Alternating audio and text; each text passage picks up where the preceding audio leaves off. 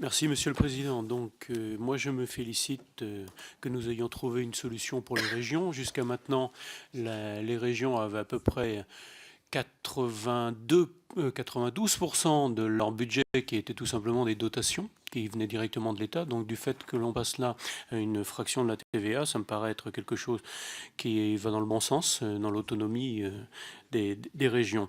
Je voudrais attirer l'attention également sur pas une petite musique qu'on entend et qu'on a entendu aujourd'hui au QAG, qui nous fait dire que finalement les départements ne peuvent plus soutenir les associations. Alors c'est quelque chose que j'entends régulièrement. Alors comme il se trouve que j'ai quand même suivi la loi NOTRe depuis dans toute sa genèse et que j'ai à côté de moi le rapporteur de cette loi NOTRe, il faut peut-être pas raconter n'importe quoi, qu'on me dise que les départements ont moins de finances à cause de la baisse des DGF, ça je peux le comprendre, encore qu'ils ont perdu la partie économie et que dans certains départements, comme le mien par exemple, cette partie économie était relativement importante, donc ils ont fait eux-mêmes des économies. Mais qu'on vienne me dire après que c'est la faute de la loi NOTRe, c'est totalement faux. Au niveau de la solidarité, un département peut toujours donner de l'argent à une association.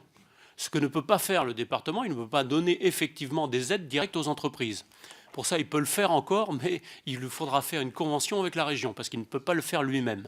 Mais donc j'aimerais bien que, tout simplement, on dise clairement les choses, qu'un département fasse des choix, ça moi, pas de problème, la libre administration des collectivités, qu'ils disent que ces choix sont faits parce que c'est pas de sa faute, c'est finalement le gouvernement qui a fait voter la loi NOTRe, ça, faut pas exagérer. Merci, Monsieur Molac. Monsieur Chevrollier.